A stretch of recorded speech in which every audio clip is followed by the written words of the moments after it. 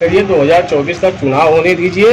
मैं गारंटी के साथ कहता हूँ कि ओम प्रकाश राजभर जहाँ थे वहीं चले जाएंगे। वो एसी में बैठते हैं तो माननीय अखिलेश जी उनकी औकात देख रहे थे आजमगढ़ में। चक्कर 22 चक्कर अमित शाह के पास कान से चक्कर लगाए, 22 बार, 21-22 बार अमित शाह जी के पास उन्होंने चक्कर लगाया है।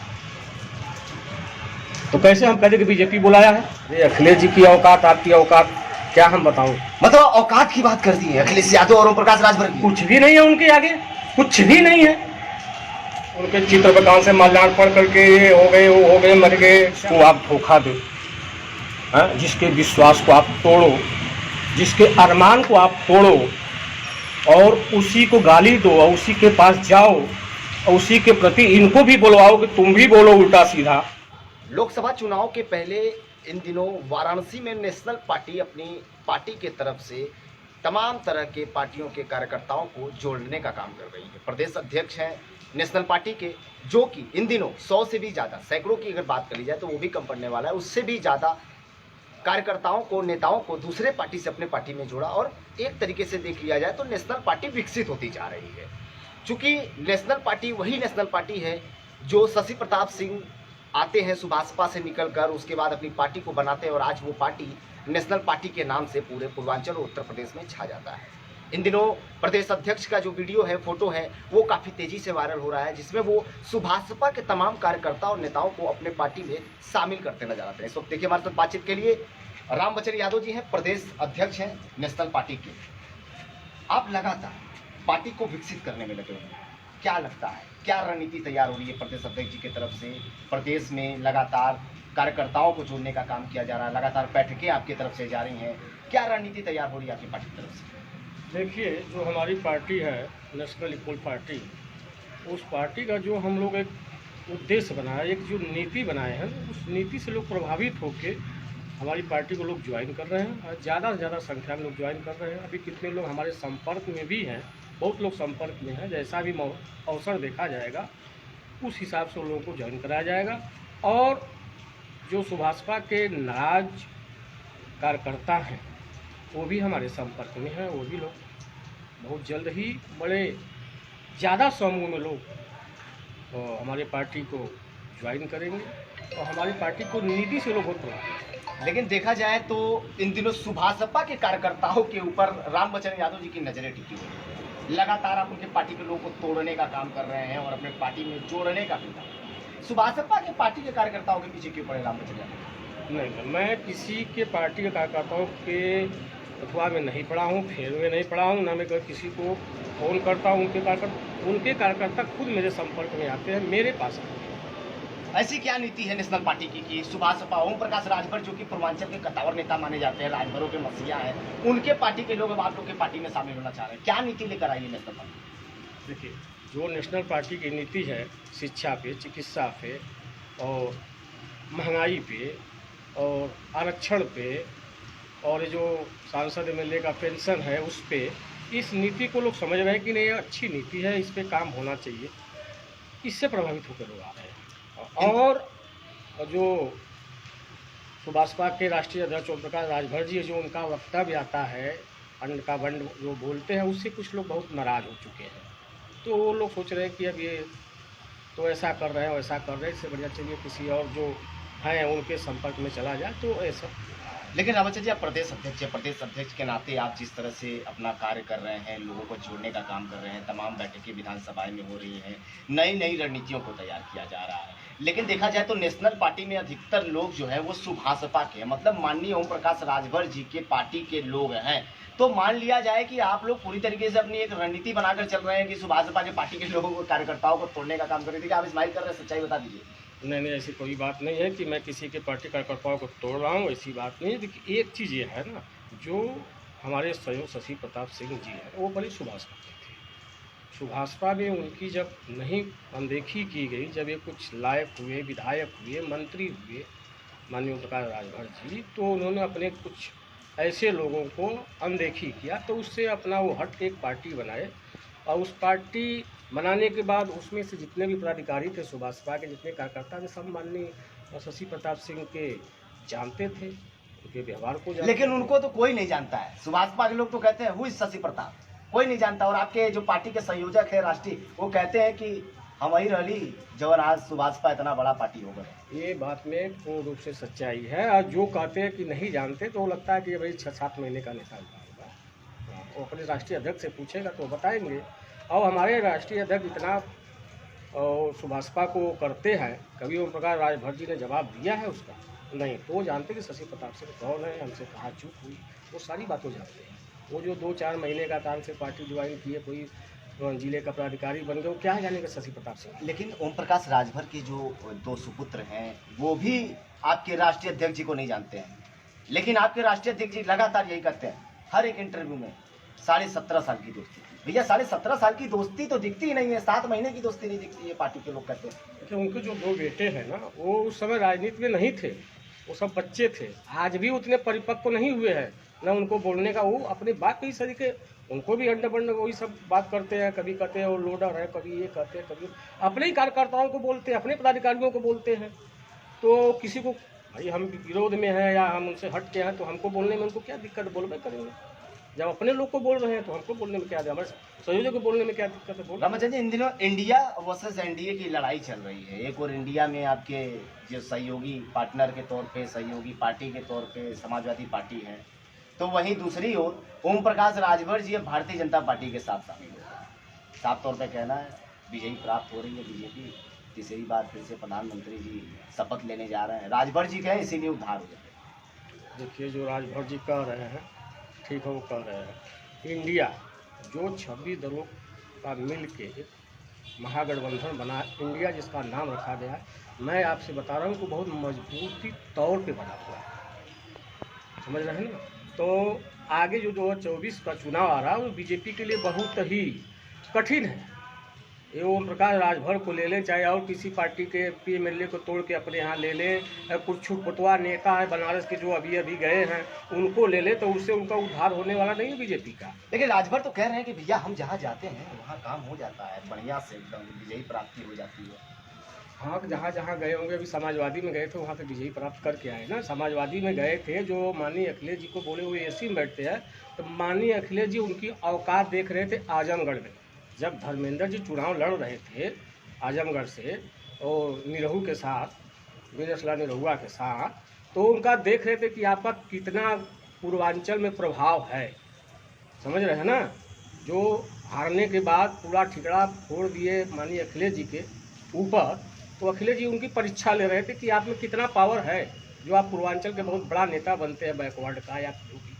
तो वही देख रहे हुए परीक्षा ले रहे थे। जब वो परीक्षा में फेल हुए और उसके बाद उनको सस्पेंड, जाओ आज़ाद हो तुम। कुछ बोले नहीं, एक लेटर लिखे कि आप यहाँ से आ जाओ। लेकिन वो तो कहते हैं कि हम गए तो कुछ वोटवा मिल गया, हम गए तो कुछ वोटवा मिल गया। नहीं तो भैया समाजवादी पार्टी का तो सफाया था वहाँ, वैसे ही सफाया हो गया।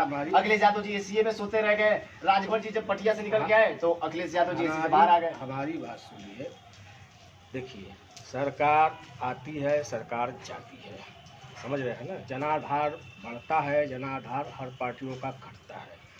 ये इनको मालूम नहीं है कि इसके पहले वो 5 साल मुख्यमंत्री रह चुके थे। क्या ये थे क्या उस समय गठबंधन किए थे? सोचना चाहिए उनको कि ये 5 साल मुख्यमंत्री रह चुके हैं, 5 साल ये शासन चला चुके हैं। तो ये सब वक्त नहीं बोलना चाहिए। लेकिन आपको नहीं लगता कि राजभर की पूरी वोट एक तरफा पड़ने वाली है एनडीए की तरफ, जिसमें एनडीए और बीजेपी को फायदा होने वाला है राजभर की तरफ से? एक आजकल वीडियो वायरल हो रहा है उनके ऊपर, आप लोग देख रहे हैं। कोई कह रहा है मर गए, तो कोई कान से उनका ब्राह्मण भोज कर रहा है, तो कोई उनका श्राद्ध मना रहा है, तो कोई कहा सोन नदी में डूब के मर गए। तो ये कौन लोग हैं? ये राजभर जी लोग हैं ना, वही लोग हैं ना जो उनके सहयोगी थे, उनका पदाधिकारी थे, उनके कार्यकर्ता, वही सब कर रहे हैं। एक जगह नहीं कहते हैं वीडियो ऐसा आया तो क्या ये वीडियो कान से वो कॉमेडियन बना रहे हैं क्या? ये हकीकत का वीडियो है। मतलब आप भी मानते हैं कि उनका जो इस तरह की फोटो वगैरह वायरल हो रही है, उनको मरा हुआ साबित कर दिया जा रहा है? रामवचन यादव जी की नज़र में भी वो वही है? आपके नज़र में क्या है? आप क्या कहना चाहते हैं? उनके पदाधिकारी दिखा रहे हैं ना, उनके तरफ साक्षात बोल रहे हैं, चिल्ला बोल रहे हैं, चिल्ला के बोल रहे हैं। तो हम भाई जो बोलेंगे वही चीज़ हम भी देखेंगे, वही चीज़ हम भी बताएंगे, है? तो आप भी मानते हैं रामवचन जी की उनका वाकई इस तरह की जो तस्वीरें निकल कर आ रही है, आपके मन में भी वही तस्वीर है? ये तस्वीरें जो आदमी देखेगा वही बताएगा। समझ रहे हैं आप ना? खुल के नहीं बोल पा रहे हैं, क्या खुल के बोलना चाह रहे हैं? देखिए, अभी यहाँ सारनाथ में भी वही हाल हुआ। क्या हुआ? उनके चित्र पर कान से माल्यार्पण करके ये हो गए, वो हो गए, मर गए, ऐसा हो गए। और यहाँ भी अभी देख रहे हैं कि बहुत ज़्यादा जनसंख्या में लोग बेकायदे जैसे एक तेरही होती है, मरने के बाद एक आदमी का उसको फोटो पे अगरबत्ती जला के फोटो माला पहना के, जो हिंदू धर्म में तेरही होती उस हिसाब से तेरही कर रहे हैं। ब्राह्मण लोग को कान से पूरी सब्जी हलवा खिला रहे हैं। तो भाई जो है वो तो हम भी देख रहे हैं, आप भी देख रहे हैं, वो भी देखते होंगे, उनके और लोग भी देखते होंगे। आपको नहीं लगता क्या उस पर कोई प्रतिक्रिया उन्होंने किया कि नहीं ऐसा क्या क्यों हो रहा है? इस पर कुछ नहीं बोल, खाली जाके बीजेपी में सरकार बना रहे हैं। अरे सरकार क्या बनाएंगे आप? 1 साल इंतजार करिए, 2024 का चुनाव होने दीजिए। मैं गारंटी के साथ कहता हूँ कि ओम प्रकाश राजभर जहाँ थे वहीं चले जाएंगे। श्राप दे रहे हैं? शराब नहीं दे रहा, उनका ऐसा कर्तव्य है, उनका ऐसा कर्तव्य है, वही चले जाएंगे। कहीं सरकार बन गई और फिर मंत्रालय में जगह मिल गया तो फिर उसके बाद रामबचन यादव जी की तो एक चीज़ मैं और बता दूँ आप लोग को, इनको तो सीट एक ठो मिलेगी, मगर बीजेपी उनको वहाँ से जीतने नहीं देगी। वो एक सीट बीजेपी कुर्बान कर देगी मगर जीतने देगी। क्यों नहीं जीतने देगी? क्योंकि ये इतना फितरतबाज नेता है ना कि जीतने के बाद भी उसका नहीं होंगे। वो जिस पार्टी से जीतेंगे, जिसके सहयोग से जीतेंगे, फिर उसका वो नहीं होंगे। तो बीजेपी ने लिया है तो बीजेपी अंदर कुछ खोपड़ी रख के लिया है अपने स्वार्थ के लिए। लेकिन बीजेपी ने उनको बुलाया, सम्मान उन्होंने कहा है, कोई प्रमाण हमको दीजिए, कोई प्रमाण हमको दीजिए उनके बुलावा का, कोई प्रमाण दीजिए। ये उनकी बयान 22 चक्कर अमित शाह के पास कान से चक्कर लगाए, 22 बार, 21-22 बार अमित शाह जी के पास उन्होंने चक्कर लगाया है। तो कैसे हम कहते कि बीजेपी बुलाया है? ये खुद गए हैं, हाथ जोड़े कि गोड़ धरे कि क्या करे, थूक के चाटे कि क्या करे, गलती का क्षमा मांगे क्या करे। वो किए होंगे, क्षमा मांगे होंगे, गलती हो गई, अब नहीं करेंगे, मगर फिर करेंगे। ये मैं दावे के साथ करता हूँ, वो फिर करेंगे। तमाम तरह की प्रतिक्रियाएं आ रही हैं सोशल मीडिया पे, तमाम तरह की वक्तव्य आ रहे हैं सोशल मीडिया के लोग जो है वो कह रहे हैं पलटू चाचा तब पलट गई, लड़कू चाचा लड़क गई। इस तरह की बयानबाजी आ रही है, क्या लगता है वाकई इस तरह की जो सोशल मीडिया पे बयानबाजी आ रही है, ओम प्रकाश राजभर जी एनडीए में जाकर ये गलती कर बैठे हैं? बिल्कुल, वो अपना साख गवा चुके हैं। जो राजनीति का एक साख होता है, जो राजनीति का एक महत्व होता है, अपने अंदर जो गरिमा होती है ना, उसको वो गवा चुके हैं, पूर्ण रूप से गवा दिए। वो गरिमा उनके अंदर अब नहीं रही। अब वो अपने आप से भी अगर ठंडे दिल से पूछे तो कहेंगे कि जो चीज़ मैं था वो चीज़ मैं आज के डेट में नहीं हूँ। आप पूर्ण निर्भर क्यों नहीं बन रहे हैं? एक बार पूर्ण निर्भर, जैसे आत्मनिर्भर बनकर क्यों नहीं चुनाव लड़ रहे हैं? आत्मनिर्भर बनकर चुनाव लड़िए, आपकी औकात मालूम हो जाएगी। आप उनसे गठबंधन करके आप अपना सब कुछ कर ले रहे हैं और 2 सीट मांग रहे हैं, 4 सीट मांग रहे हैं, तो ये सब क्या है? किसी के बिना सहयोग से वो कुछ भी नहीं कर पाए। लेकिन जिस तरह से उनका ये भी कहना है कि क्या समाजवादी पार्टी के राष्ट्रीय अध्यक्ष अखिलेश यादव जी गठबंधन नहीं करते हैं, कभी बसपा से कभी कांग्रेस से, भी देखिए इंडिया के साथ चले गए हैं, तो हम करें तो रासलीला, वो करे करेक्टर ढीला, इस तरह की जो वक्तव्य उनके बार बार लगातार आते हैं। तो वाकई देखिए सारे नेता करते हैं नेताजी, लेकिन आप लोग जो है कि सिर्फ और सिर्फ ओम प्रकाश राजभर की गठबंधन में आप लोगों को जलन सी भावनाएं आने लगती है।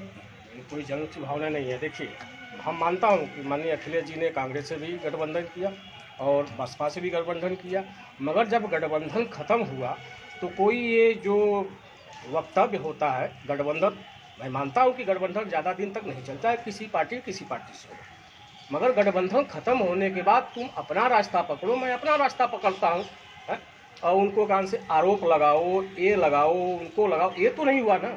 न कांग्रेस की तरफ से ऐसा कुछ आया, न बहन मायावती की तरफ से ऐसा आया। तो ठीक है, गठबंधन टूटता है, गठबंधन टूटने के बाद जो आरोप लगाया जाता है, उल्टा सीधा बोला जाता है। और बताइए, अभी एक बार 6 महीने के लिए कैबिनेट मंत्री हुए थे, बोल रहे हैं अखिलेश जी हमारे सामने आ जाए। ये कोई शब्द है? अरे अखिलेश जी की औकात, आपकी औकात क्या हम बताऊं? मतलब औकात की बात कर दी है अखिलेश यादव और ओम प्रकाश राजभर की? कुछ भी नहीं है उनके आगे, कुछ भी नहीं है।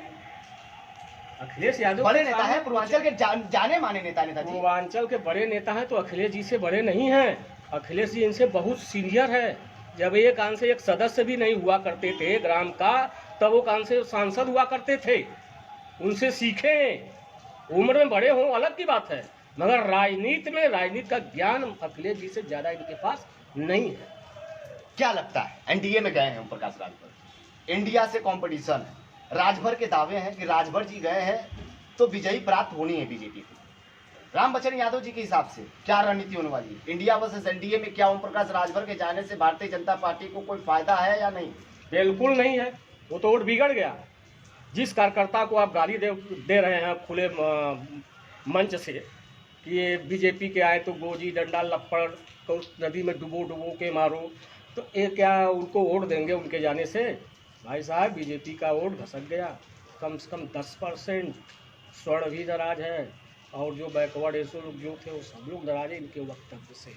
खुले मन से आप मारने के लिए कह रहे हैं, जूता चप्पल से मारने के लिए बोल रहे हैं। अभी वोट भी देंगे, चलिए वो 2024 आने दीजिए, तब देखिएगा क्या होता है। लेकिन मैं दावे के साथ कहता हूँ कि जो भीड़ बीजेपी में होती थी, प्रधानमंत्री या मुख्यमंत्री या उप मुख्यमंत्री के जो रैली में भीड़ होती थी, आप अगले साल का उठा लीजिएगा, 2019 का उठा लीजिएगा, 2024 में और रैली में भीड़ हमको दिखा दीजिएगा, तब कहिएगा कि नेताजी क्या कह रहे थे।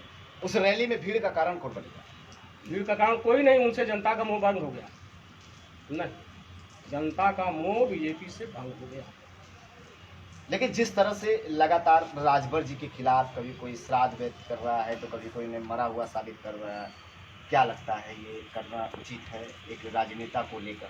देखिए, जिसको आप धोखा दो, जिसके विश्वास को आप तोड़ो, जिसके अरमान को आप तोड़ो, और उसी को गाली दो और उसी के पास जाओ और उसी के प्रति इनको भी बुलवाओ कि तुम भी बोलो उल्टा सीधा। अगर तुम बिना उनसे सलाह लिए या उनके अपने दुआ में सलाह मशवरा के बिना आप जाए, 1-2 सीन तो दिखाए आपने कि मैं गया, उसके बाद जो आप गए अमित शाह के बाद कोई सीन नहीं आया कि नहीं आपने उनके में खिचड़ी पक रही है। जब आप चले गए तो भाई वो भी सोचा कि मेरे मान सम्मान से एक खिलवाड़ की, तो उसी खिलवाड़ का नतीजा है कि लोग उनको मृत घोषित कर रहे हैं, उनका श्राद्ध मना रहे हैं, उनका तिरही मना रहे हैं, उनका माल्यार्पण कर रहे हैं, उनको सोन नदी में डूब के मर जाने का सूचना दे रहे हैं। यही सब कारण है। थोड़ा सा हट के बात करेंगे। आज चूंकि ज्ञानवापी जो कि काफी सेंसिटिव मामला चल रहा था, हाईकोर्ट में आज सर्वे को लेकर, एएसआई सर्वे को लेकर फैसला आने वाला था। हाईकोर्ट ने अपना फैसला सुना दिया है। अंजुमन इंतजामिया मतलब कि मुस्लिम पक्ष की याचिका को खारिज कर दिया है। अब रोक नहीं लगेगी सर्वे पे, और वाराणसी के जिलाधिकारी महोदय ने कह दिया है कि कल से सर्वे की शुरुआत की जाएगी उनके आदेश पर।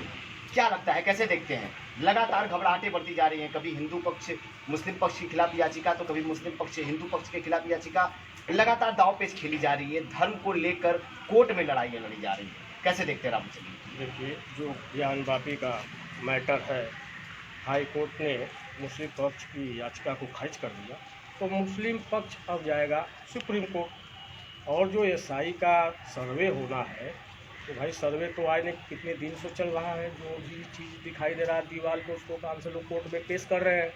और एक तीसरा मोड़ आ गया बौद्ध धर्म। बौद्ध धर्म भी दावा कर दिया कि मेरे भी धर्म के हिसाब से उस पर प्रतीक चिन्ह पाया जा रहा है, मठ बताया जा रहा है, बताया जा रहा है कि मेरा ये तो बौद्ध धर्म का मठ है। हाँ, कोई स्वास्तिक अपने धर्म का स्वास्तिक कोई बता रहा है, तो कोई अपने धर्म का त्रिशूल बता रहा है। तो ये मैटर अब बहुत दिलचस्प हो गया। और कल जुमे की नमाज भी है, और मैं चाहूँगा प्रशासन से, जिला प्रशासन से चाहूँगा कि व्यवस्था चुस्त दुरुस्त रखें, कोई अप्रिय घटना न हो। क्या कहना चाहेंगे उन दर्शकों को जो गंगा जमनी तहजीब लगातार जिस तरह से यहाँ पे देखी जा रही थी काशी में, और आगे भी देखी जाए, उसको लेकर क्या संदेश रहेगा रामबचन जी की तरफ से? क्योंकि मामला बड़ा पेचीदा हो गया, जिस तरह से सर्वे को लेकर आदेश दे दिया गया है। एक और कल के दिन सर्वे होगा एएसआई टीम के द्वारा, तो वहीं दूसरी ओर नमाज अदा की जाएगी। प्रांगण एक होगा लेकिन 2 पहलू होंगे। कैसे आप संदेश देना चाहते हैं दर्शकों को? देखिए, मैं दर्शकों से और जो लोग याचिका दाखिल किए हैं, फैसला जो भी आया है, कोर्ट का फैसला आया हुआ है, तो उसको लोग माने, और किसी भी प्रकार से ऐसा कोई अप्रिय घटना न हो कि जैसे हमारे जिला को या किसी चीज़ का नुकसान हो। मैं अपनी जनता से कहना चाहता हूँ, जो भी फैसला करता है कोर्ट करता है। आपका हाई कोर्ट ने याचिका को खारिज किया, आप सुप्रीम कोर्ट जाओ, आप आगे की लड़ाई लड़ो और कोई अप्रिय घटना न हो। मैं जिला प्रशासन से भी ये कहता हूँ कि आप अपने स्तर से सुरक्षा का इंतजाम पुख्ता करें कि कोई अप्रिय घटना न हो। अब तक क्या था कि सिर्फ और सिर्फ ज्ञानवापी प्रांगण को लेकर आपने भी सुना होगा कि वर्शिप एक्ट 1991 के तहत भी अगर लड़ाइयाँ हुई थी तो हिंदू और मुस्लिम के विरुद्ध हुई थी, मस्जिद और मंदिर के विरुद्ध हुई थी। लेकिन अब जो देखा जा रहा है, बौद्ध धर्म भी एंट्री ले लिया है, डाइवर्जन की ओर बढ़ रहा है ये मामला। तो क्या लगता है, क्या बौद्ध धर्म सही है, गलत है आपके नज़र में? क्या बौद्ध धर्म को आना चाहिए, और आए भी तो इतने दिनों बाद आए जो कि आज तक कभी नहीं दिखा, और वर्शिप एक्ट 1991 के समय में भी नहीं देखा। और आज जब इस मामले की कहीं ना कहीं सुनवाई हो रही है, एसआई जांच हो रही है, तो इसमें बौद्ध धर्म का एंट्री कर जाना, कल के दिन कोई और धर्म भी आ सकता है, तो इसको लेकर क्या प्रतिक्रिया रहेगी? देखिए, जो भी धर्म के लोग आ रहे हैं तो अपना कुछ ना कुछ साक्ष्य प्रस्तुत करेंगे अदालत में ना। बिना साक्ष्य का तो कुछ होगा नहीं। अगर साक्ष्य में उनके कुछ दम होगा तो कोर्ट उसको आगे बढ़ाएगी, उसमें सुनवाई करेगी। अगर ऐसा कुछ नहीं होगा तो उसको खारिज कर देगी। जी, बहुत बहुत धन्यवाद। तो रामबचन यादव जी को आप सब सुन रहे थे, प्रदेश अध्यक्ष हैं नेशनल पार्टी के। साफ तौर पे इनका कहना है कि ज्ञानवापी मामले को लेकर शांति व्यवस्थाएं बनी रहे। जिला प्रशासन से इन्होंने अपील भी किया है, और तमाम लोगों से इनका साफ तौर पे कहना है कि देखिए, मामला कोर्ट का है, कोर्ट जो भी निर्णय लेगा वो सर्वोपरि होने वाला है, क्योंकि भारत का जो न्याय होता है वो सर्वोपरि होता है। जो भी न्याय होगी वो साफ सुथरा निष्पक्ष होने वाली है। लेकिन ओम प्रकाश राजभर को लेकर तमाम तरह की टीका टिप्पणी करते नजर आए रामबचन यादव जी। रामबचन यादव ने साफ तौर पर यह भी कह दिया कि ओम प्रकाश राजभर की औकात नहीं कि अखिलेश यादव से तुलना कर सके। लेकिन अब देखने वाली बात यह होगी कि इंडिया वर्सेस एनडीए में कौन किस पर भारी पड़ता है। क्या वाकई ओम प्रकाश राजभर अखिलेश यादव पर भारी पड़ जाते हैं, या वाकई फिर से जिस तरह से रामबचन यादव ने बताया कि 2024 का चुनाव बीत जाने दीजिए, राजभर जी जहां थे वहीं पहुंच जाएंगे, बताना नहीं पड़ेगा। तो ये मामला देखना दिलचस्प होने वाला है। 2024 की जो चुनाव होने वाली है, इसमें राजभर जी की क्या भूमिका होने वाली है। वाराणसी से Deepak Choubey, bureau report, R voice.